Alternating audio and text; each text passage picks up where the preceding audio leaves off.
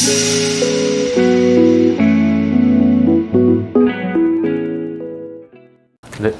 안녕하세요.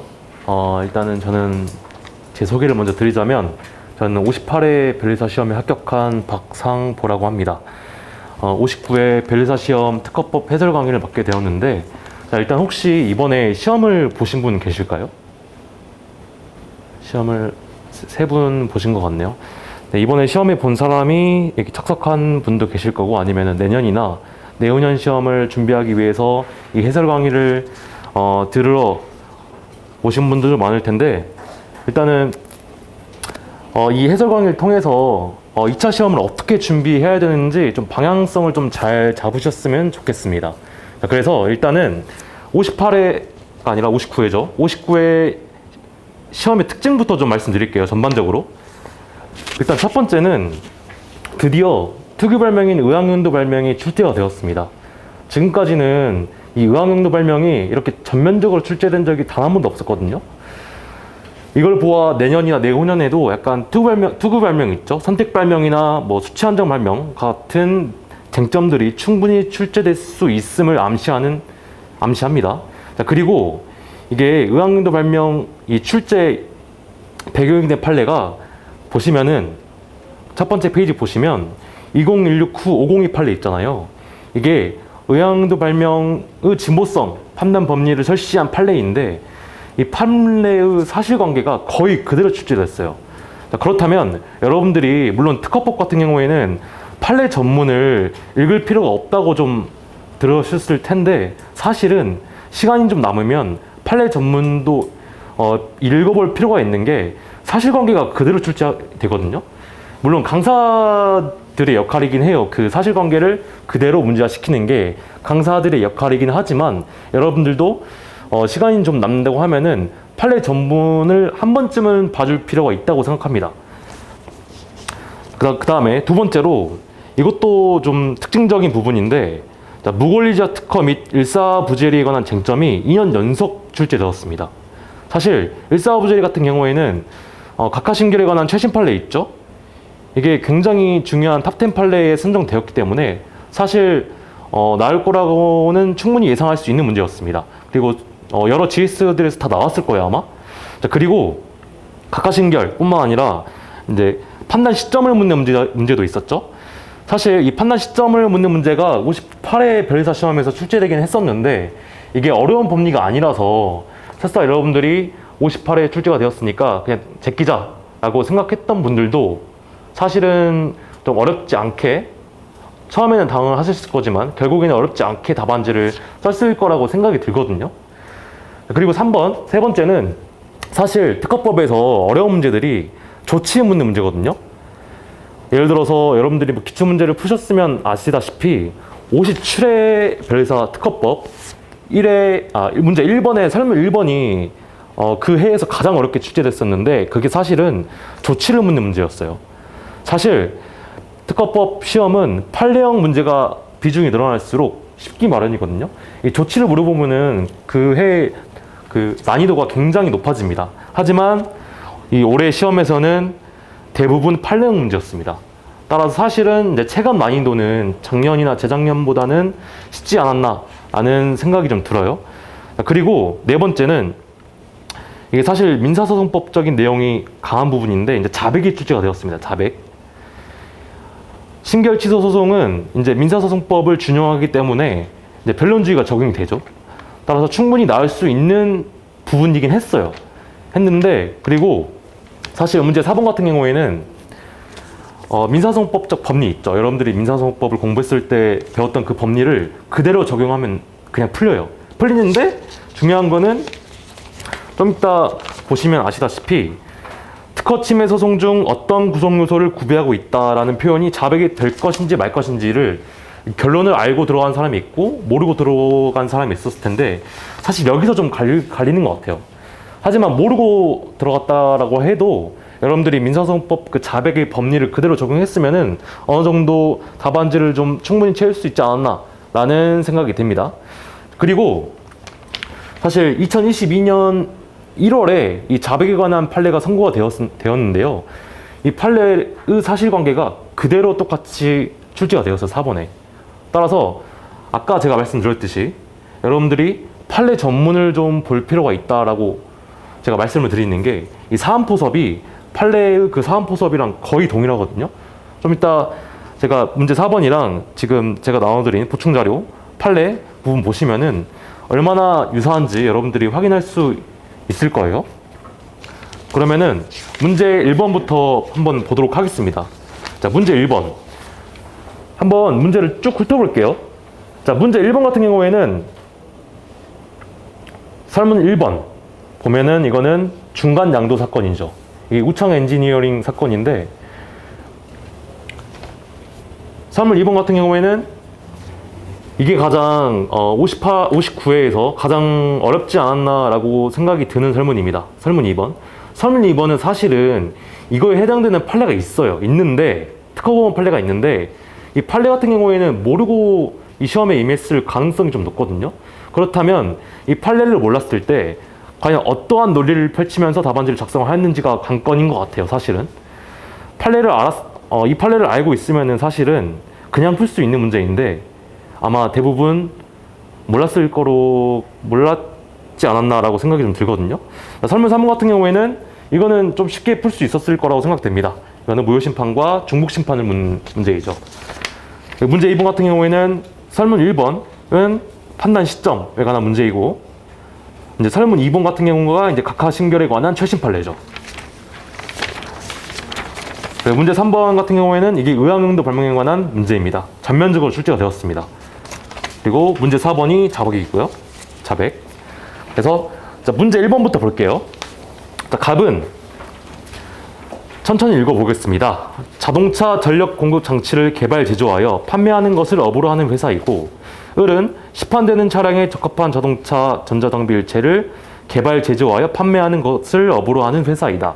갑은 자동차 전력 공급 장치의 방수 배선 방식, 이 사건 특허에 관한 특허권자이고, 자동차 전력 공급 장치의 방수 배선을 위한 회로업계의 발명자인 가부종업원으로부터 특파권을 승계받은 자인데 아직 출원하지 아니하였습니다. 이 부분 체크해야겠죠. 아직 출원하지 않았다. 갑은 을에게 자신의 영업 일부를 양도하기로 하는 계약을 체결하면서 양도 대상으로 이 사건 특허 및 이 사건 발명을 권리를 포함하였다. 위 사례를 토대로 다음 물음에 답하시오. 1번. 이 사건 계약의 이용이 완료된 후 갑은 이 사건 발명을 특허청에 출원하였다. 이 사건 발명에 관한 권리 귀속을 토대로 갑의 이 사건 발명의 출원이 적법한지를 판단하시오. 라고 되어 있는데, 설문 1번 한번 볼게요. 설문 1번. 설문 1번.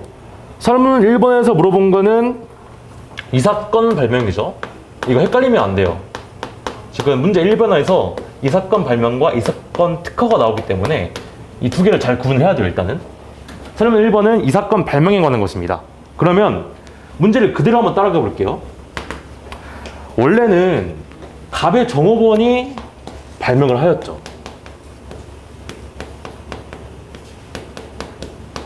갑의 종업원이 발명을 하였는데 그 후 갑이 그 권리를 양수하였습니다. 그렇죠? 자, 그 뒤에 보면은 갑은 을에게 자신의 영업 일부를 양도하기로 하는 계약을 했죠. 그러면은 을에게도 특허법상 권리를, 특파권을 양도를 한 겁니다. 그 상태에서 갑이 출원을 한 거예요. 지금 출원을 한 건데 이 출원이 부적법한지가 지금 문제가 된 겁니다. 이거는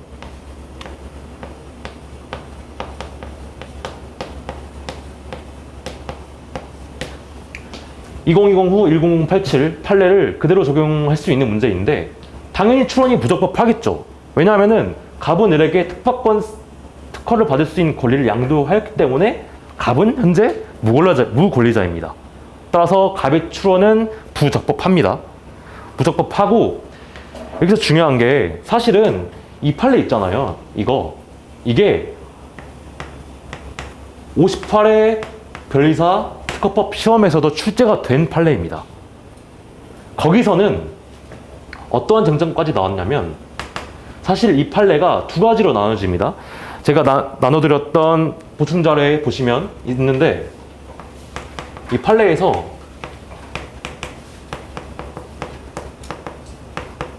제38조 제2랑 제3자에서 제3자의 의미까지 설치를 하거든요. 제38조 제1항이 뭐냐? 양수인은 특허를 출원하여야 제3자에게 대항할 수 있다라는 그 조문 있잖아요. 거기서 제3자의 의미를 설치를 해줍니다. 그 제3자는 양수인과 법률상 양립할 수 없는 지위에 있는 사람이다 라는 판례까지가 58에 나왔고 59회 같은 경우에는 여기까지만 출제가 되었어요. 갑이한 출원은 무권리자 출원이다 했죠. 3물 1번은 쉬워요. 내용은 여기까지예요. 근데 중요한 게 뭐냐면 3물 1번 배점 10점이거든요. 사실은 이 내용만 가지고 배점 10점을 구성하기가 좀 어려운 부분이 있어요. 그러면은 최소한 목차가 2개 이상이 나와야 되는데 어떻게 목차를 구성할지를 여러분들이 고민을 좀 하셔야 됐었어요. 시험장에서. 그러면은 문제를 설문 1번을 다시 한번 천천히 읽어볼게요. 이 사건 발명에 관한 권리 귀속을 토대로 갑의 이 사건 발명의 출원이 적법한지 판단하시오 라고 되어 있잖아요. 그러면은 목차를 구성할 때는 항상 물어본 거를 그대로 목차를 시키는 연습을 하셔야 돼요. 첫 번째, 이 사건 발명에 관한 권리 귀속을 토대로 라고 했잖아요. 그러면은 첫 번째 목차를 권리 귀속자가 누구인지를 먼저 판단해 줘야 합니다. 권리 귀속자가 누구죠 지금? 을이죠. 을. 그 다음에 두 번째, 이 사건 출원이 적법한지를 판단하면 됩니다. 사실 1번, 2번 같은 경우에는 일거에 처리할 수 있거든요. 근데 배점이 10점이라서 일부러 나눠준 거예요. 알겠죠? 그래서 배점에 따라서 목차를 어떻게 나누는지 이것도 충분히 연습할 수 있는 문제라고 할 수 있겠습니다. 그래서 이 사건 출원은 당연히 부적법하죠. 부적법. 설문 1번은 이렇게 됐는데 답안지를 한번 보시면 설문 1번 있고 논점 정리 있고 2번 권리기속 판단, 그래서 33조 1항 본문이랑 37조 써주시면 되고 아래 판례 있죠. 판례 보시면 한번 읽어볼게요. 영업양도는 채권계약이므로 양도인이 영업양도 계약에 따라 재산을 이전할 때에는 포괄승계가 인정되지 않고 특정 승계 방법에 의하여 재산의 종류에 따라 개별적으로 이전 행위를 해야 한다. 사실 이 판례가 굉장히 생소하신 분들이 많을 거예요. 그러면 다시 한번 문제 볼게요. 문제 1번에 세 번째 단락 볼게요. 갑은 을에게 자신의 영업 일부를 양도하기로 하는 계약을 체결하였다 라고 했잖아요. 여기서 보시면 갑 종업원이 갑에게 특파권을 양도를 하였고 갑이 을에게 특파권을 양도를 하였는데 그게 어떤 식으로 양도를 했냐면 자신의 영업 일부를 양도하기로 하는 계약을 통해서 양도를 한 거예요. 이게 소위 영업 양도라고 합니다. 영업 양도. 영업 양도. 영업 양도라는 계약을 통해서 갑이 을에게 특파권을 준 거예요. 근데 사실은 이 판례 몰라도 돼요. 그냥 갑이 을에게 특파권 양도했구나 라고 적으시면 돼요. 지금 답안지에 있는 2번 판례 부분 있죠. 이거는 그냥 플러스 알파입니다. 써도 되고 안 써도 돼요. 무슨 말인지 알겠죠? 그냥 갑이 을에게 특파권을 양도하였구나 라고 그냥 사안 해결을 하시면 됩니다. 하지만 좀 더 완벽한 답안지를 위해 썼는데 이 부분은 그냥 그렇게 처리를 하시면 됐어요. 시험장에서는. 그 다음에 출원이 적법한지 1번 무권리자 출원 취급 법령의 태도 써주시고 2번 판례 이 판례 써주시면 됩니다. 특허 출원 전에 특허를 받을 수 있는 권리를 계약에 따라 이전한 양도인은 더 이상 권리의 귀속 주체가 아니므로 그가 한 출원은 무권리자 특허이다. 이거 써주시면 되고 사안 해결 하시면 되고 됐죠? 네, 설문 2번을 보도록 하겠습니다. 설문 2번. 사실 설문 2번이 이번 시험에서 가장 어려웠을 시험입니다. 어려웠을 설문인데 보시면 한번 천천히 보도록 하겠습니다. 이 사건 계약의 이행이 완료된 후 을은 특허권 이전에 등록 없이, 이게 포인트예요. 이 사건 특허를 실시하고 있다. 이에 갑은 을의 이 사건 특허의 실시가 자신의 특허권을 침해하는 것이라고 주장한다. 이 사건 특허에 관한 권리 기속을 토대로 특허권 침해 여부에 대해 판단하시오 라고 되어 있죠. 설문 2번 같은 경우에는 이 사건 특허에 관한 문제입니다. 한번 쭉 살펴볼게요. 갑이 을에게 설문 1번에서 제가 설명드렸듯이 영업 양도의 형태로 권리를 이전을 한 겁니다. 영업 양도 했는데 이게 이전 등록은 안 했어요. 현재 이런 상태에서 갑이 을에게 침해를 물고 있는 겁니다. 현재 상황이 이래요. 지금 이 경우 침해가 인정될 것인지 말 것인지가 지금 문제예요. 그러면 이것도 한번 목차를 구성해 볼게요. 일단 시점이죠. 시점이고 그러면 최소한 목차가 2개 이상 나와야 되는데, 목차를 구성할 때는 항상 묻는 것을 그대로 목차하는 연습을 많이 해야 되는데, 설문 2번은 설문 1번과 똑같이 말미가 비슷해요. 이 사건 특허에 관한 권리 기속을 토대로 라고 돼 있잖아요. 그러면은 목차 첫 번째 권리 기속을 먼저 판단을 해주면 되겠죠. 여기서 권리 기속자는 갑일까요, 을일까요? 갑입니다. 왜냐하면은 특허권의 이전은 등록하여야만 효력이 발생하잖아요.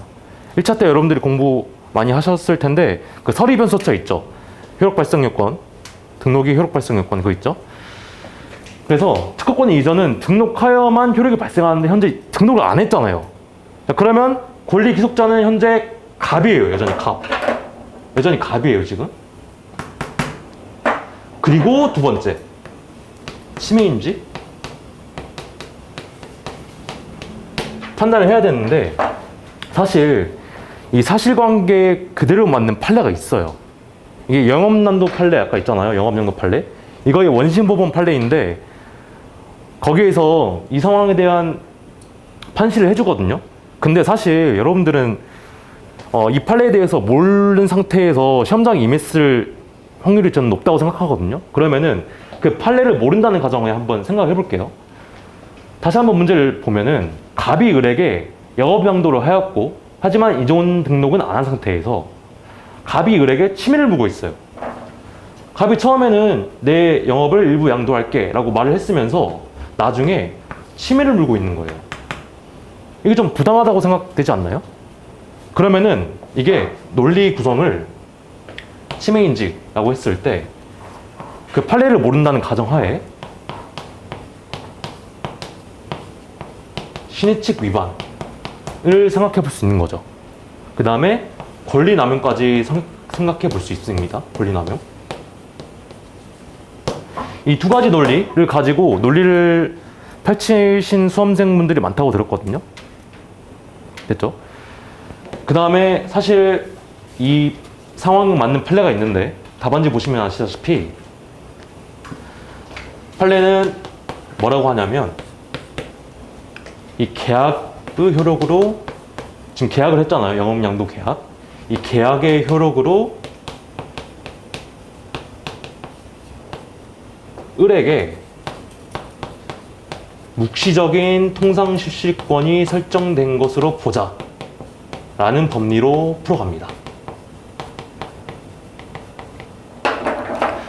다시 한번 설명드리면 갑과 을이 영업양도 계약을 하였는데 그 후 갑이 을에게 침해를 물었을 때 사실은 갑이 을에게 영업양도 계약을 했을 당시 을에게 묵시적인 통상실시권이 설정된 것으로 볼 수 있다 라고 판례가 설치해줬어요. 원심법원 단계에서. 이게 뭐랑 비슷하냐면 여러분들이 민법 공부하실 때 미등기 양수인 있죠. 미등기 양수인. 미등기 양수인은 이제 등기가 없으므로 이전 등기를 못 하잖아요. 그 이전 등기를 못 했어도 법률상 사실상 처분권이 있다라는 민법 판례 있죠. 그거랑 비슷하게 이해를 하시면 돼요. 그래서 을에게 묵시적 통상실시권이 설정된 것으로 보고 그러면 정당공원이 있으니까 침해가 아니다. 이게 답입니다. 답인데 이 판례를 몰랐을 수험생들이 많을 텐데 그 수험생들은 신의칙 위반, 권리남용의 법리로 풀어가시면 돼요. 됐죠? 답안지를 보시면 설문 2번, 1번 논조정리 있고 2번 이 사건 특허 권리 기속 보시면 이전 등록을 안 했으므로 여전히 갑이다 라고 써주시면 되고, 그렇다면 3번 치매인지 여부 문제점 보시면 특허권의 이전은 등록하여야만 효력이 발생하죠. 따라서 갑이 현재 권리 귀속자입니다. 자, 그럼에도 불구하고 갑이 을에게 치매를 물었을 때 치매가 성립되는지에 관한 판례가 있습니다. 밑줄 부분 보시면 피고회사가 비록 특허권 이전 등록을 마치지 아니었다고 하더라도 이 사건 계약의 효력으로서 이 사건 특허 발명들에 관한 특허권을 실시할 권리가 생긴 것으로 보아야 한다. 한마디로 묵시적으로 통상 실시권을 설정한 것으로 보아야 한다 라는 판례가 있습니다. 됐죠? 다시 한번 말씀드렸다시피 이 판례 몰랐어도 신의칙 위반이나 권리남용 논리로 풀어가셔도 돼요. 충분히 아마 배점이 될 겁니다. 그리고 검토 부분 보시면 제가 방금 설명드렸듯이 미등기 건물 양수인, 이것도 판례가 설치한 법리거든요. 이거 적어주시면 됩니다. 그리고 사안의 경우 영업양도 계약이 적법하게 이루어진 이상 을의 이 사건 특허권 실시는 침해에 해당하지 않는 것으로 사료된다 라고 하고 플러스 저는 신의칙 위반까지 쳐줬습니다. 또한 을은 이 사건 계약에 의하여 이 사건 특허를 장래에 실시한다는 것에 대하여 정당하게 신의를 형성한 것으로 판단된다. 따라서 갑의 침해금지 청구는 이러한 을의 신의에 반하는 행사로서 신의칙 위반에 해당되는 것으로 사료된다 라는 것. 이제 설문 2번은 그렇게 풀면 되고요. 됐죠? 그래서 설문 2번 같은 경우에는 여러분들이 제일 당황했을 설문입니다. 59회 별의사 시험 문제에서. 됐고, 이제 설문 3번 볼게요. 설문 3번.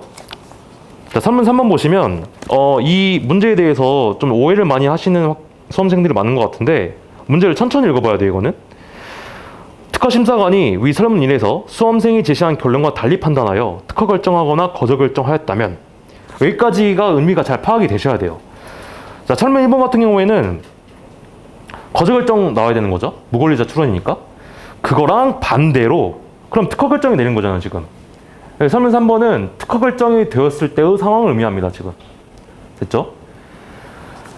특허 결정이 내렸을 때 어떠한 특허 심판을 청구해야 하는지에 대해 설명하고, 그 다음 청구된 심판이 특허 심판원의 계속 중 심판 청구인이 동일한 심판을 다시 청구했다면 특허 심판원은 어떠한 판단 또는 조치를 취해야 하는지 설명하시오.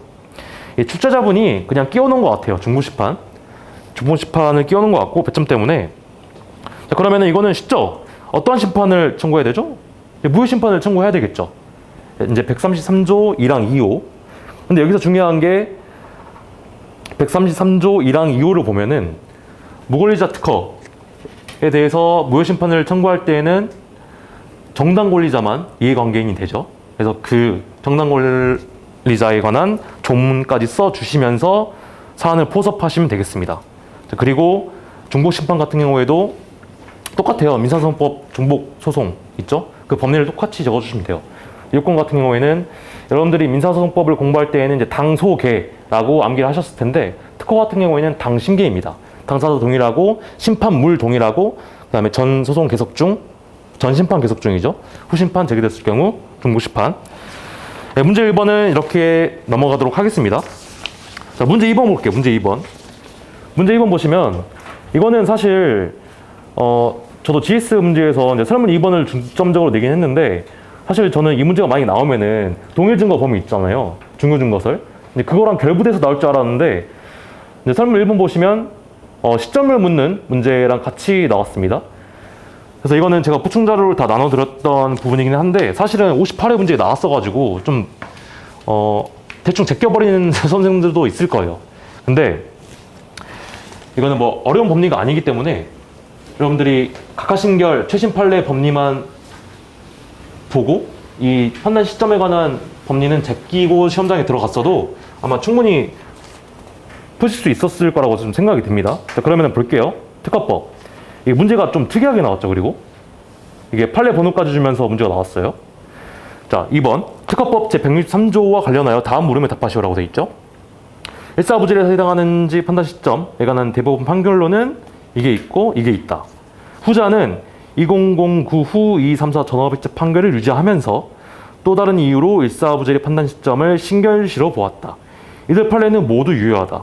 이들 판례를 토대로 일사부질이 해당하는지 여부의 판단 시점을 결정하는 판례의 태도를 설명하시오 라고 되어 있는데, 이거는 뭐 목차가 뻔하긴 합니다. 첫 번째, 묻는 바 그대로 목차를 설정해 보도록 하겠습니다.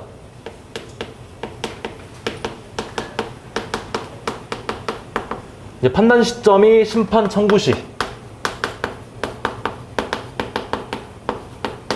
인 경우는 뭐죠? 일사부질 중에 어떤 요건과 관련해서 판단 시점이 심판 청구 시죠? 이거는 선행 확정 심결이죠. 이거는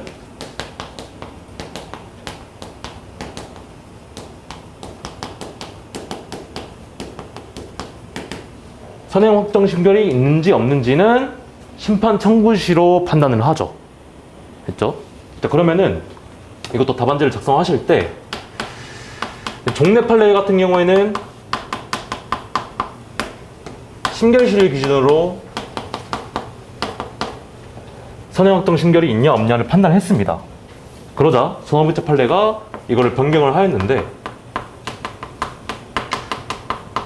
그래서 논거가 중요한데 전원합의체 판례는 어떠한 논거를 들면서 판단 시점을 심결시에서 청구시로 바꿔왔냐?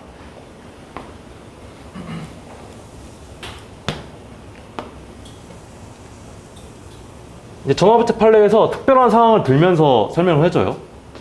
자, 보시면 여기 만약에 무효심판 청구를 했다고 해볼게요. 청구 1이라 하고 청구 2라고 하겠습니다.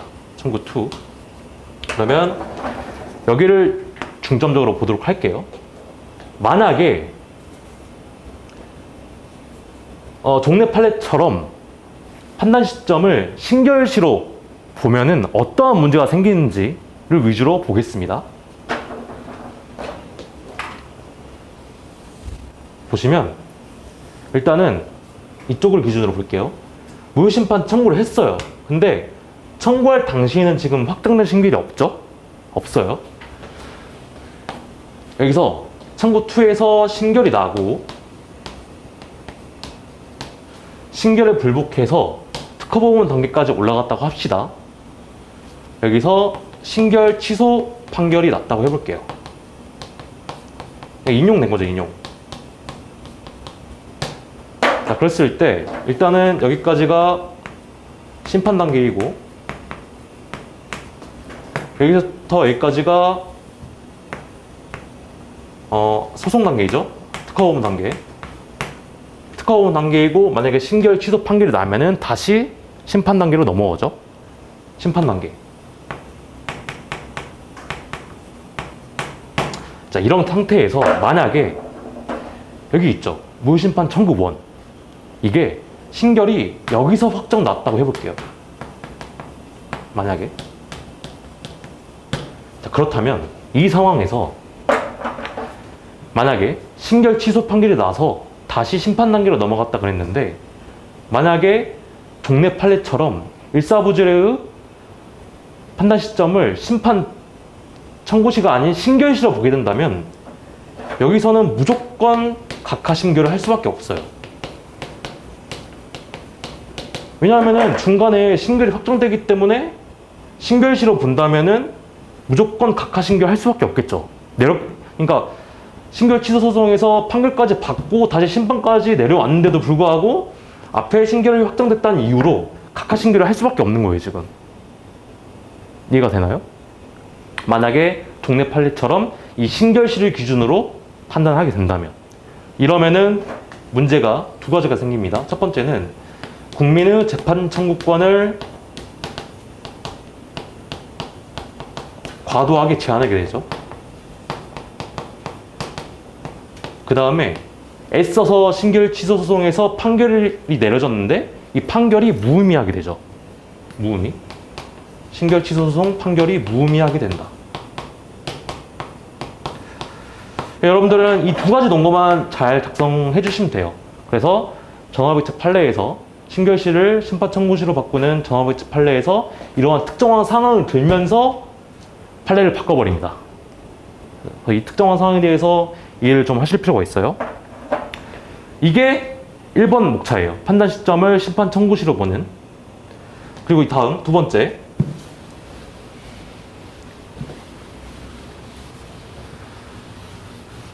판단 시점을 신결시로 보는 것도 있죠.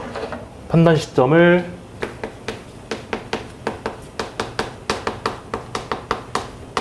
신결시로 보는 거는 어떠한 조건에 관련한 거죠? 일사부재리 조건 중 동일 사실, 동일 증거와 관련된 요건을 판단할 때는 신결시를 기준으로 하죠. 그래서 동일 사실, 동일 증거를 판단을 할 때는 신결시를 기준으로 판단을 합니다. 왜냐하면은 심판 청구를 하고 청구 이유는 보정이 가능하잖아요. 그 보정을 한 거를 전부 다 고려를 해서 동일 사실, 동일 증거 이제 판단을 합니다. 그러면은 신결시를 기준으로 판단을 해야겠죠. 그래서 동일 사실, 동일 증거와 관련된 요건 같은 경우에는 신결시를 기준으로 판단을 합니다. 그리고 하나의 판례를 더 적어줄 수 있는데, 판례가 지금 두 가지가 나왔잖아요. 심판 청구 시가 요건인 판례가 있고 신결시인 판례가 있잖아요. 이 둘의 관계까지도 설명을 해줍니다. 판례가. 그래서 선행 확정 신결과 관련한 요건에 관해서만 그 판단 기준을 심판 청구시로 옮긴 거고, 이 동일 사실, 동일 증거와 관련한 요건 같은 경우에는 판단 시점은 신결시입니다. 그래서 이 판례에 적어주시면 되고, 다 먼저 볼게요. 그래서 이거는 뭐 많이 일사부재를 공부를 하셨으면 아셨을 판례일 것 같은데, 그래서 설문 1번 보시면 1번 일사부재의 의 취지 있고, 2번 판단 시점을 심판 청구시로 보는 경우의 판례. 방금 제가 말씀드린 거 있죠? 그 특정한 상황, 그 특정한 상황에서 보면은 관련 확정 신결의 등록이라는 우연한 사정에 의하여 헌법상 보장된 국민의 재판 청구권을 과도하게 침해할 우려가 있고, 두 번째, 신결을 취소한 법원 판결을 무의미하게 하는 불합리가 발생하게 된다. 이 두 가지 논거를 통해서 심판 청구시로 바꿔버립니다. 됐죠? 그 다음에 판단 시점을 신결시로 보는 경우의 판례. 이거는 동일 증거, 동일 사실, 이 조건과 관련한 요건이죠. 그래서 청구의 이유를 보정하는 것이 가능한데, 따라서 신결시까지 보정된 사실과 증거를 모두 고려하여 신결시를 기준으로 일사부재리 원칙에 위반되는지 여부를 판단한다 라고 적어주시면 되고, 4번은 이들의 관계. 대법원 판례는 일사부재리 판단 기준 시점은 심판 청구를 제기하던 당시를 보아야 한다고 하였는데, 이는 이거 다 법원에서 설치를 해준 내용입니다. 이는 선행 신결의 확정을 판단하는 기준 시점이 쟁점이 된 사안에서 일사부재리 원칙의 대세로 제3자의 권리 제한을 최소화하기 위하여 부득이하게 선행 신결의 확정과 관련하여서만, 됐죠? 이 판례. 그 기준 시점을 신결시에서 심판 청구시로 변경한 것이다. 이거 적어주시면 됩니다. 됐죠? 설문 2번 바로 넘어가 보도록 할게요. 자, 특허법 제163조 단서 규정의 의의와 보험 규정에서 각하 신결을 볼 수 있는 적용 범위에 관한 판례의 태도를 설명하시오. 라는 거 있죠? 이거 볼게요. 이거는 이제 각하 신결에 관한 최신 판례입니다. 최신 판례. 최신 판례여서 여러분들이 충분히 그 논거를 암기를 하고 들어갔을 텐데, 한번 볼게요. 또 볼게요, 이거요. 이게 사실은 좀 복잡해요. 이게 3트랙인데, 자, 여기서 우리 갑에게 무심판 청구를 하였습니다. 무심판 청구를 하였는데, 진보성 거절 이유로, 진보성 무효 사유로 무심판을 청구를 했어요. 그랬을 때 선행 발명 1과 일본 공개 특허 공보 1로 이 두 가지 선행 문헌을 기초로 하여 진보성 무효 사유로 그 심판을 청구한 겁니다. 지금 설문 2번은 제가 실제 사안을 들어서 설명한 거예요. 지금 각하 신결에 관한 최신 판례 있죠. 그 실제 사안을 제가 설명을 드리는 겁니다. 그랬을 때 여기서 기각 신결이 났습니다. 기각 신결이 확정이 되었다고 해볼게요. 확정이 되었고, 자, 그 다음 두 번째 심판.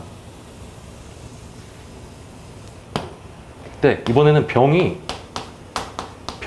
갑에게 똑같은 특허권을 대상으로 해서 무효심판을 또 청구를 합니다. 그때는 진보성 거절 이유, 진보성 모의 사유의 선행문헌을 선행문헌 1, 선행문헌 2, 그 다음에 일본 공개 특허 공보 2를 가지고 진보성 무효 사유로 무효 심판을 청구를 합니다. 그런데 여기서 각하신결이 확정됐어요.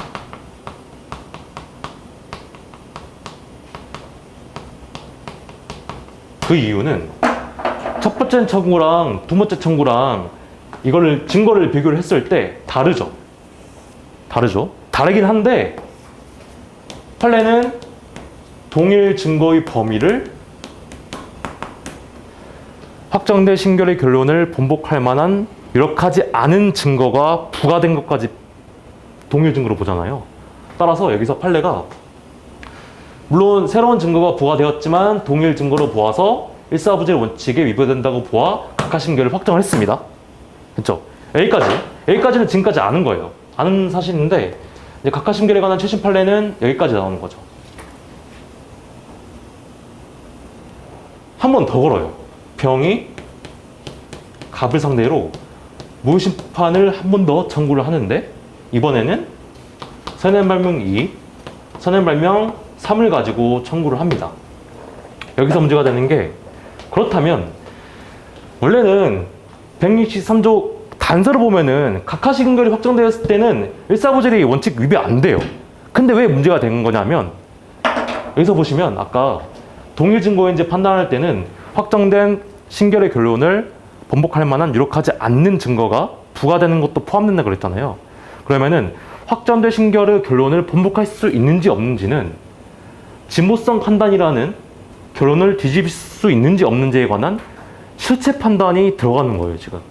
그러니까 각하신결이 확정이 되었는데 이 각하신결은 실체 심리가 포함이 되었다는 거예요, 지금. 왜냐하면 동일 증거의 범위를 판단할 때는 실체 심리를 할 수밖에 없거든요. 진보성 거절률, 그 무효 사유를 판단을 해야 되니까. 그러면은 이렇게 보시면 되겠습니다. 자, 각하신결 같은 경우에는 크게 두 가지로 나눠볼 수가 있어요. 실체 심리를 하지 않은 경우와 실체 심리를 한 경우로 크게 나눌 수 있습니다. 그리고 이제 기각신결이 있는데 사실 원심법원에서는 실체 심리를 한 각하신결과 기각신결 모두에게 일사부재리 효과가 있다고 했어요. 원심법원 단계에서는. 그러자 대법원이 아니다. 이 기각신결의 경우에만 일사부재리 효력이 있다.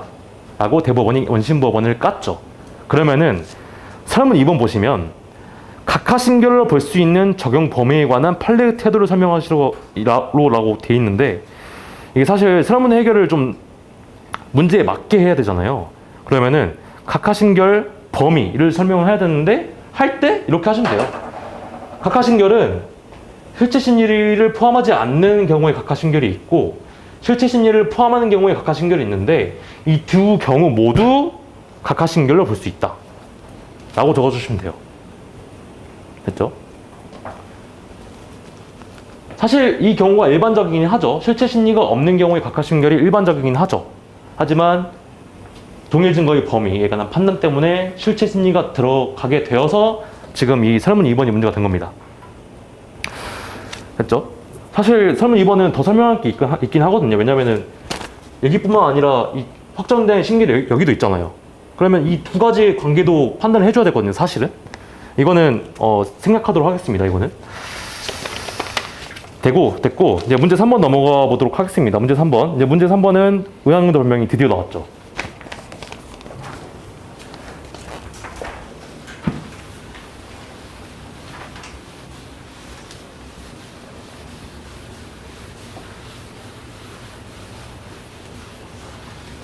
의학응도 발명이 드디어 나왔는데 문제를 쭉 읽어보시면 되고 시간이 없어서 바로 설문 1번으로 넘어갈게요. 의학응도 발명의 양리 기전이 발명의 구성 요소로 의미를 가지는 경우를 설명하시오 라고 되어 있죠. 자, 의학응도 발명은 이제 청구범위 작성 형태를 좀 잘 보시고 이해를 하시면 되거든요. 자, 예를 들어서 청구범위에 이렇게 적혀져 있다 해볼게요.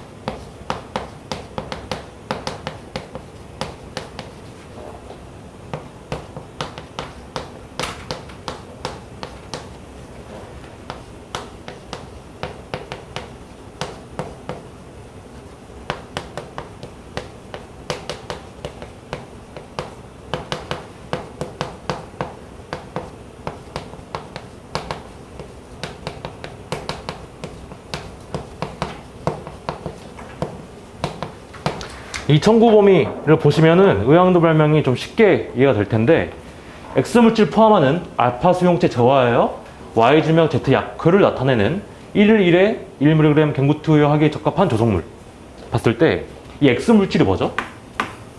한번 구성 요소를 천천히 뜯어볼게요. 이게 유효 성분입니다. 이게 유효 성분이고, 알파 수용체에 저해하여, 이게 양리 기전이라고 하는 겁니다. 기전. 그리고 Y 질병 Z 약효, 이게 의학 용도이죠. 의학 용도. 그리고 1일 1회 1mg 경구 투여하기에, 이게 용법 용량입니다.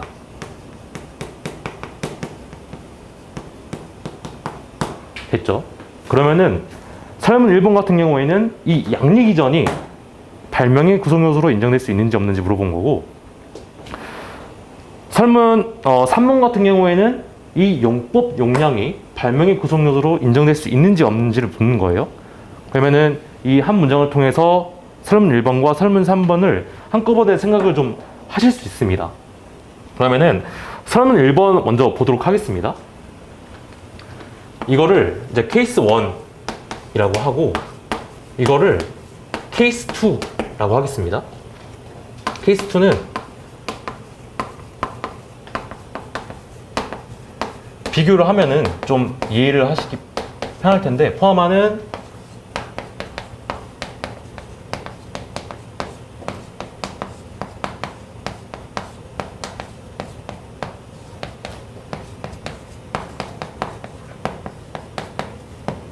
케이스 2가 이렇게 청구 범위를 작성을 해보면은, 이 경우에는 X 물질, 현재 유효 성분이 있고, 알파 수용체 저해하는 이라는 양리 기전이 있고, 케이스 2 같은 경우에는 의학 용도는 없는 거죠. 지금 설문 1번을 보고 있는데, 이 부분은 현재 생각을 하지 않을게요. 이 부분은 용법 용량, 설문 3번이 문제이니까.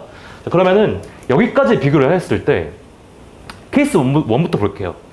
X 물질 포함하는 알파 수용체 저해하여 Y 질병 Z 약효 봤을 때 사실은 이 양리 기전은 의미가 없어요. 왜냐하면은, 자, 유효 성분을 구성 요소 1이라고 하고, 이 양리 기전을 구성 요소 2라고 하고, 이 의학 용도를 구성 요소 3이라고 했을 때, 구성 요소 1 플러스 2 플러스 3이랑 양리 기전이 제외된 구성 요소 1 플러스 3은 사실 똑같은 걸 의미해요. 양리 기전의 의미가 없어요. 있으나 없으나. 의학 용도가 있을 경우에는. 구성 요소 같은 경우에는 한정을 해야 의미를 가지는데, 구성 요소 2가 있다고 하더라도 구성 요소 1 플러스 구성 요소 3이랑 똑같다는 거예요. 그러니까 현재 범위를 좀 보시면, 구성 요소 1 플러스 2 플러스 3과 구성 요소 1 플러스 구성 요소 3이랑 현재 레인지가 똑같다는 거예요. 자, 그러면은 적어줄 필요도 없고 구성 요소로서 인정을 못 받는 거죠, 이 경우에는. 그런데 케이스 2를 볼게요.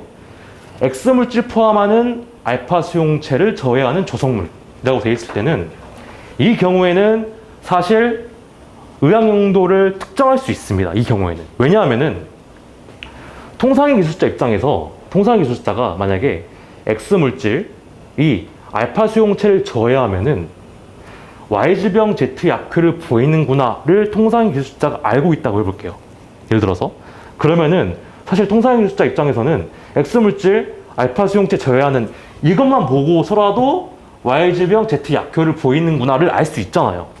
이 경우에는 즉 의학용도를 이제 판례 표현에서는 의학용도를 특정할 수 있는 한도 내에서는 양리기전도 구성의 요소로서 의미가 있다라고 하는 거죠. 그게 바로 케이스 2임입니다. 근데 여기서 중요한 게 만약에 통상의 기술자가 알파 수용체에 저해하는 X 물질이 알파 수용체를 저해해서 Y 질병 Z 약효를 보이는 것을 만약 몰라요. 통상의 기술자가 만약에 모르면은 그거는 42조 사항 2호 고절 이유가 나옵니다. 그렇죠? 그래서 이 경우에는 케이스 2 같은 경우에는 케이스를 나눠야 돼요. 첫 번째, 통상의 기술자가 즉 명세서나 출원식 기술 수준을 참작하여 통상의 기술자가 X 물질을 알파 수용체를 저해하면은 필연적으로 Y 질병 Z 약효를 보이는구나를 알았을 경우에는 이 양리기전도 발명의 구성 요소로서 역할을 할 수 있고, 만약에 통상의 기술자가 X 물질이 알파 수용체를 저해했을 때 Y 질병 Z 약효를 보이는 것을 몰랐을 때는 42조 사항 2호 고절 이유가 나오는 거예요. 그렇죠? 이 두 가지 케이스를 좀 잘 이해를 하셨으면 좋겠습니다. 그래서 설문 1번 같은 경우에는 이거는 그냥 간단해요. 답안지 적는 거는. 이걸 이해를만 잘 하셨으면. 양리기전이 발명의 구성 요소로 의미를 가지는 경우에는 판례가 표현하기는 의학용도를 특정하는 한도 내에서만 의미가 있고 그 자체로는 청구 범위를 한정하는 구성 요소가 아니다 라고 했는데, 그 의학용도를 특정하는 한도 내가 바로 케이스 2입니다. 여기다가 플러스 통상의 기술자가 이거를 알고 있을 때까지 포함을 시켜줘야겠죠, 사실은. 하지만 판례 태도를 그대로 적어주시면 돼요. 설문 1번 그렇게 넘어가도록 하고, 설문 2번 볼게요. 사실 설문 2번도 좀 까다롭거든요. 왜냐하면은 보시면 발명 X가 위장병 치료 용도를 특허를 받기 위한 진보성 판단 기준을 설명하고, 만일 발명 X의 진보성을 부정하는 경우 선행 발명에서 임상 시험 등에 의한 치료 효과가 확인될 것까지 필요한지 설명하시오 라고 돼 있는데, 이걸 좀 이제 주워 보겠습니다.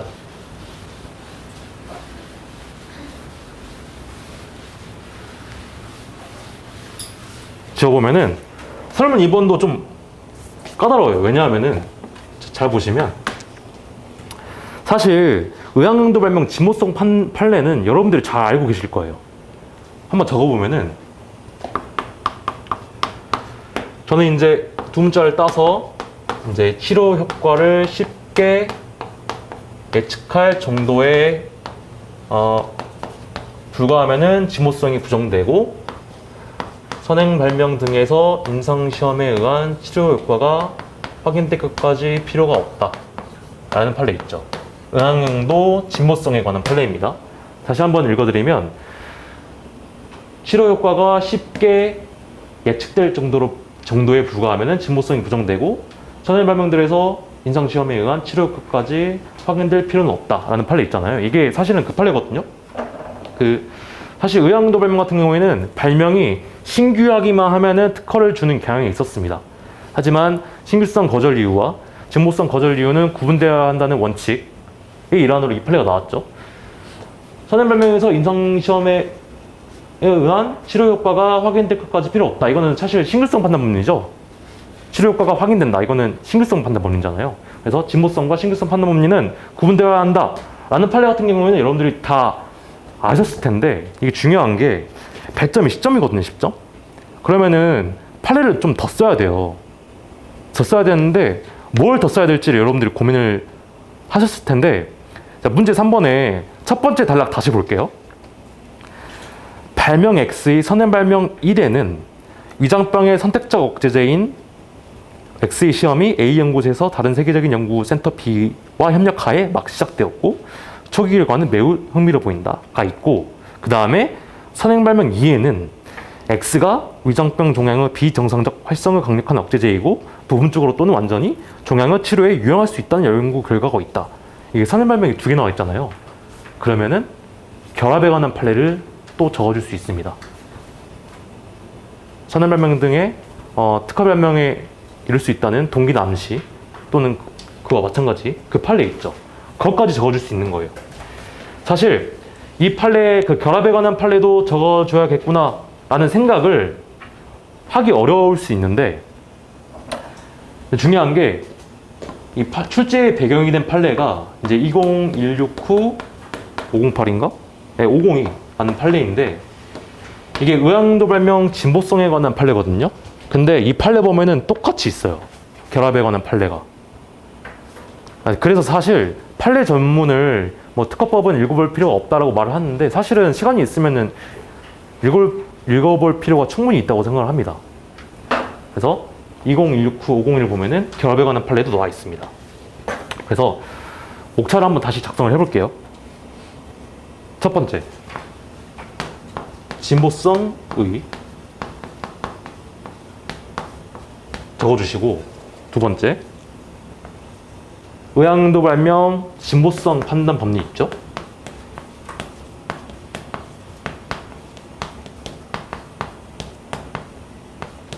이거 적어주시면 되는데 여기서 중요한 게 진보성 판단 법리를 의학도 발명 진보성 판단 법리 이 목차에 이거를 전부 적어도 돼요. 근데 문제 한번 다시 읽어볼게요. 진보성 판단 기준을 설명하고 만일 발명 X의 진보성을 부정하는 경우 선행 발명에서 임상시험 등에 의한 치료 효과가 확인될 것이 필요한지 설명하시오. 이 뒤에 부분은 이거거든요. 이거 선행 발명들에서 임상시험에 의한 치료 효과가 확인될 필요가 없다. 이거 있죠. 그러니까 판례를 분설해서 적어야 돼요. 왜냐면은 따로 보러 왔으니까. 진보성 판단 기준 설명하고 이 진보성 판단 법리에 이 앞에 있죠. 앞에 치료 효과가 쉽게 예정될 정도에 불과하면은 진보성이 보정된다. 이 판례를 적어주시고 세 번째, 묻는 바 그대로 목차를 설정하면은 확인될 것이 필요한지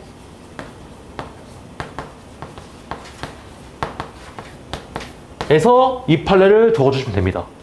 물어본 거 그대로. 그 다음에 네 번째, 결합에 관한 판례까지. 선행기술을 조합하면은 당의 특허 발명에 이를 수 있다는 동기나 암시 등이 선행 발명에 이를 수 있다는 거 그거 있죠? 그 판례를 적어주시면 돼요. 그리고 5번, 사안의 해결을 해주시면 되는데 사실 여기서 사안의 해결이 좀 복잡한 게 문제의 사실관계를 전부 다 녹여내야 돼요.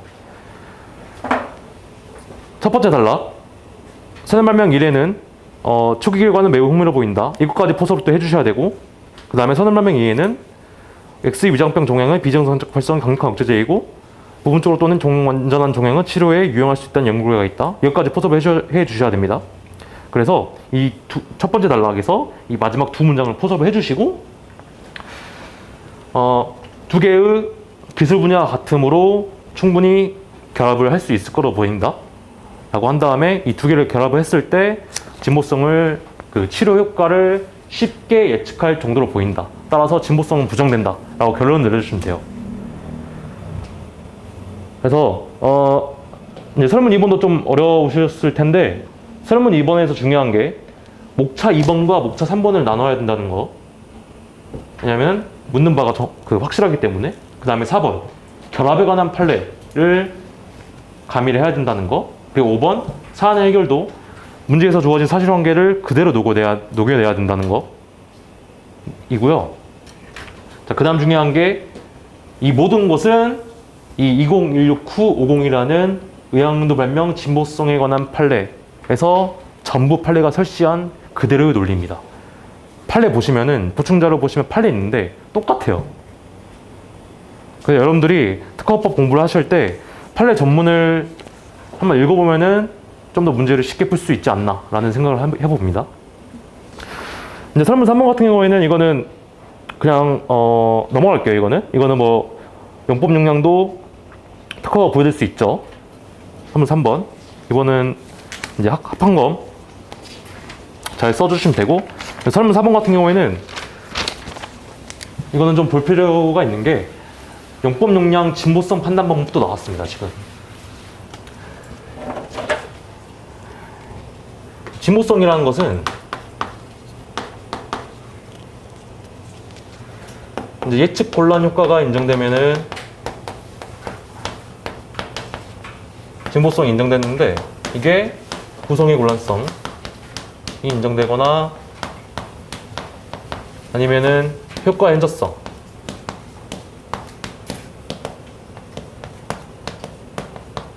이 인정되면 되는데 효과 현저성은 이질적인 효과나 양적 현저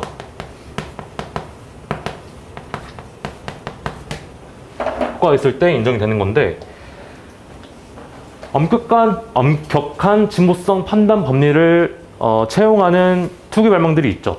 그러니까 구성의 곤란성을 인정하지 않고 이 효과의 현저성이 인정됐을 때만 진보성을 인정하는 발명들이 여러 가지가 있습니다. 첫 번째로 선택 발명. 자, 이거는 물론 최신 판례가 나왔긴 했죠. 선택 발명에서 이제 라세미체 발명, 그다음에 염 발명, 그다음에 용법 용량 발명, 그다음에 결정형 발명, 그다음에 수치한정 발명. 이 특우 발명들은 구성의 곤란성을 인정하지 않고 효과의 현저성이 인정됐을 때만 진보성을 인정을 했는데, 선택 발명은 이제 구성의 곤란성을 인정을 해버렸죠. 그리고 결정형 발명도 이제 2022년에 선고된 판례인데, 이 구성의 곤란성을 인정을 할 수 있다고 했습니다.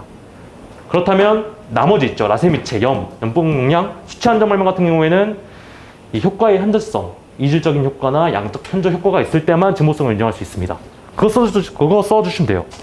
그래서 특정한 투여 용법에 관한 진보성을 인정받기 위한 요건은 이질적인 효과나 양적 현저 효과가 있을 때 구성의 곤란성은 안 됩니다.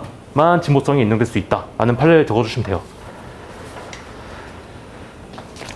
됐죠?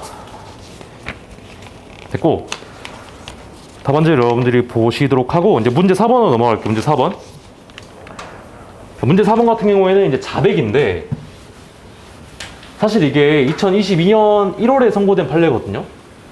선고된 판례인데, 이게 보시면, 이제 설문 2번부터 보시면, 을이 특허 침해 소송 중 어떠한 구성 요소를 구비하고 있다라는 표현이 재판상 자백이 될 수 있는지 없는지를 여러분들 결론만 딱 내려주면은 나머지는 다 민사소송법적 법리로 풀어나가시면 돼요. 사실 설문 1번, 설문 2번은. 자, 그러면은 자, 민소법 법리로 한번 쭉 풀고 나가보도록 하겠습니다. 자, 설문 1번 보시면 신결 취소 소송에서 자백이 가능한 경우를 설명하시오 라고 돼 있는데, 자, 행정소송인 신결 취소 소송은 이제 민사소송법을 준용을 하죠.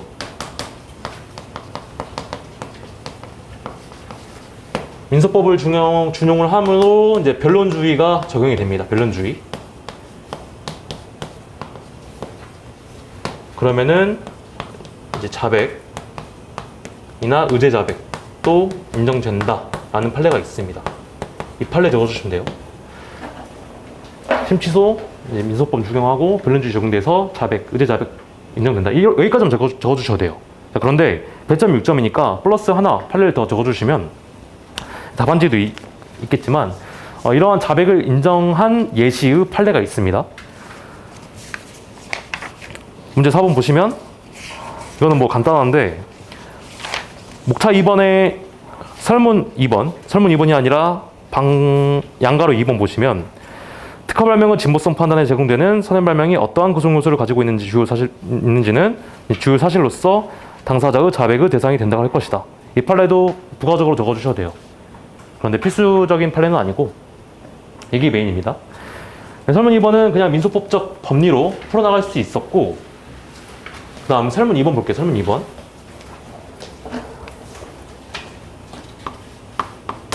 설문 2번. 을이 특허 침해 소송 중 어떤 구성 요소를 구비하고 있다라고 한 표현은 재판상 자백인지 설명하고 취소 가능한지 설명하시오 라고 돼 있잖아요. 그러면은 일단은 목차를 구성할 때 목차는 묻는 바를 그대로 목차로 설정을 해야 되는데, 재판상 자백인지 설명하라 했으니까 첫 번째, 이 표현이 재판상 자백인지 볼게요. 그렇다면 똑같아요. 요건.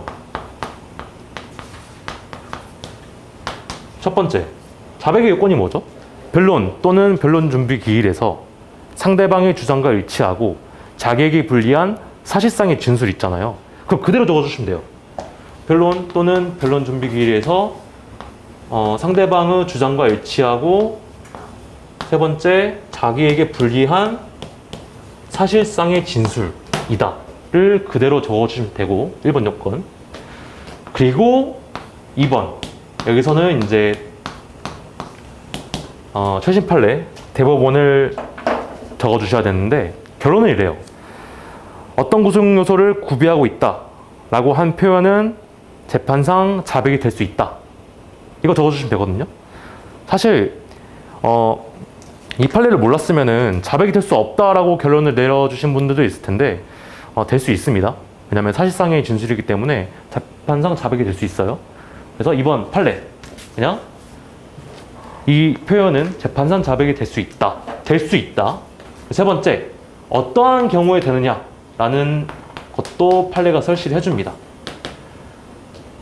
변론의 경위들을 종합적으로 고려했을 때 재판상 자백이 될 수 있다. 라는 판례도 적어주시면 되고, 이거는 최신 판례입니다. 이번 3번은 2022년에 선고된 판례입니다. 적어주시면 되고, 그 다음에 네 번째, 사안 해결을 하셔야 되는데 배점이 14점이거든요. 그러면은 사안 해결을 굉장히 길게 해주셔야 돼요.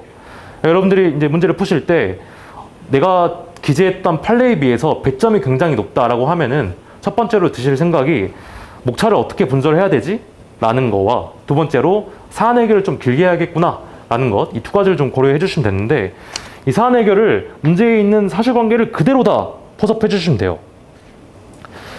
두 번째 단락 보시면 을은 특허 침해 소송 제1심 제1의 변론기일에 Y는 특허 별명 X의 구성 요소를 B를 제외한 나머지 구성 요소를 모두 구비하고 있다고 진술하였죠. 그러자 갑이 제품 Y에 대하여 X의 구성 요소 C를 구비하고 있는지 감정 신청을 하자 을은 이 부분에 관하여 다투지 않아 감정이 필요하지 않다 라는 말까지 했습니다. 이것까지 사안 포섭을 해주시고 그 다음 세 번째 단락 이후 을이 심취소로 했는데 청구계약 판결이 내려졌답니다. 그리고 을이 구성요소 C에 관한 정전 진술을 번복하였다. 을은 제품 Y의 구성요소 C 포함 여부에 관한 간전 신청을 하였으나 10회 변론기일에서 모두 간전 신청을 하지 않아 변론이 종결되었다. 이거를 전부 다 사안 포섭해 주시면 돼요. 이러한 변론의 경위를 보았을 때 특허 침해 소송 중 어떤 구성 요소를 구비하고 있다라고 한 표현은 재판상 자백이다 라고 결론 내려주시면 돼요. 사실 이것도 판례의 사실관계를 그대로 문제화시킨 건데 만약에 판례를 몰랐다고 해도 이 어떤 구성 요소를 구비하고 있다라고 한 표현이 재판상 자백이 될 수 있는지 없는지 결론만 아셨으면 쉽게 풀었을 수 있는 문제인데 이제 판례를 안 보셨다면 결론을 몰랐을 테고 그러면 현장에서 당황할 수밖에 없었던 문제일 수도 있어요. 근데 이제 민사소송법적 법리를 잘 풀어나가시면 됩니다. 그리고 여기서 끝나시면 안 되죠. 또 물어봤잖아요. 취소 가능한지 설명하시오. 두 번째, 자, 취소 가능한지.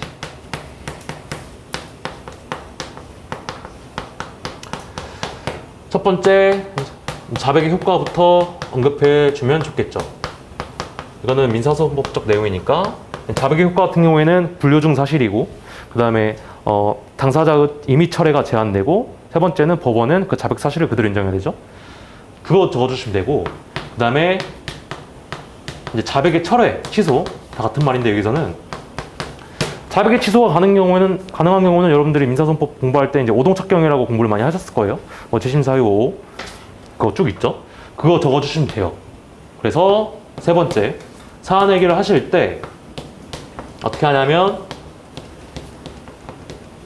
문제에 나와 있는 사실관계를 통해서는 이 오동착경이라는 특별한 사정이 없죠. 그래서 자백을 취소할 수 없다라고 결론을 내려주시면 돼요. 그렇죠? 그래서 문제 4번까지 해설을 좀 마쳤고 답안지는 여러분들이 읽어보시면 되고 자 59회 같은 경우에는 제가 나눠준 보충자료 있죠. 거기서 세 가지만 강조를 할게요. 첫 번째 1번 영업양도 이거 문제 1번 실제 배경이 된 판례입니다. 그래서 사실 설문 1번은 이 영업양도 판례를 몰라도 풀 수 있었는데 설문 2번은 사실 영업양도 판례를 그대로 적용해야 되는 문제이기 때문에 여러분들이 그리고 이 영업양도 판례는 많이 알려져 있지 않은 판례이기 때문에 사실 여러분들이 그냥 논리적으로 현장에서 작성을 했었어야 되는 문제라고 생각을 합니다. 그래서 제가 늘 강조하는 게 아무리 어려운 문제가 나와도 당황하지 말고 내가 아는 선에서 최대한 작성을 해라 라고 늘 말씀을 드렸는데 설문을 비워버리면 안 되고 최대한 내가 아는 선에서 작성을 하는 연습을 하셔야 돼요. 왜냐면 여러분들 모르면은 다른 사람들 다 모르기 때문에 너무 큰 걱정 안 하셔도 돼요. 그래서 설문 2번에서 만약 내가 이번 시험에서 뭐 영업인도 판례를 몰랐으면은, 아니, 모르는 거는 당연하고 너무 잘 알려져 있지 않은 판례이기 때문에 내가 뭐 논리적으로 잘 풀어냈다면은 아마 배점이 다 갈 겁니다. 그래서 논리적이기만 하면은 배점이 잘 되거든요. 그 부분 좀 염두를 해주시면 되고, 문제 1번도 그렇고, 그 다음에 문제 3번도 그렇고, 문제 4번도 그렇고, 전부 다 실제 판례 있죠. 그 판례의 사실관계를 기반으로 출제가 됐거든요. 그러면은 예를 들어서 그 의학용도 발명 판례 좀 볼게요. 쭉 넘어가시면 4번 의학용도 발명 있죠. 아마 한 3장 정도 넘기시면 될 거예요. 3장 정도 넘기시면 4번 의학용도 발명 있고, 그 뒤로 쭉 넘어가시면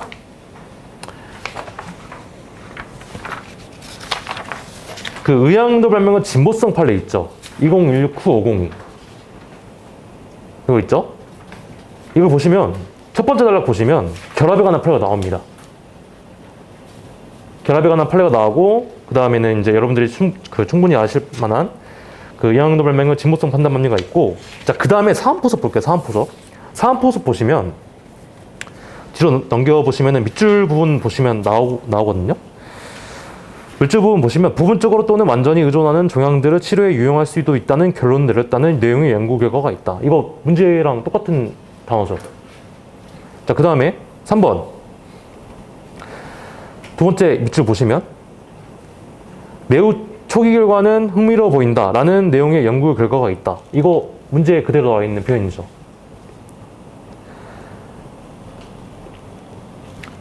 그리고 오른쪽 보시면 마번, 바번 보시면, 따라서 여러분들이 마번, 바번처럼 사안포섭을 내려줬으면 됐습니다.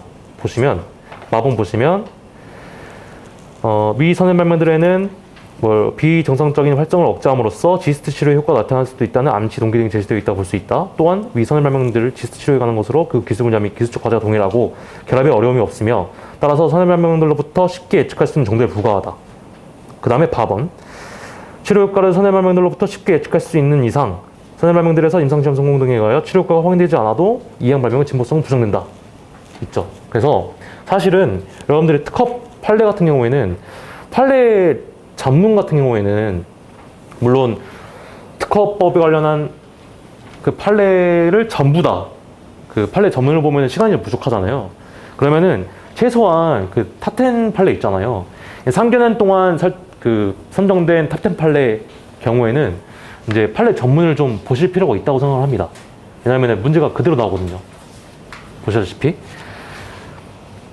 그래서 뒷부분 보시면은 이제 자백에 관련된 판례도 있거든요. 재판상 자백, 일반론 있고, 침해 대상 제품 구성 요소에 관한 판례 있죠. 2019-277751.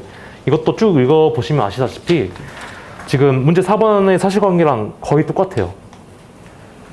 그래서 여러분들이 앞으로 공부를 하실 때 판례 전문, 사안포섭도 좀 볼 필요가 있다라고 말씀을 좀 드려보고 싶습니다. 그러면 여러분들 시험 보느라 고생 많으셨고요.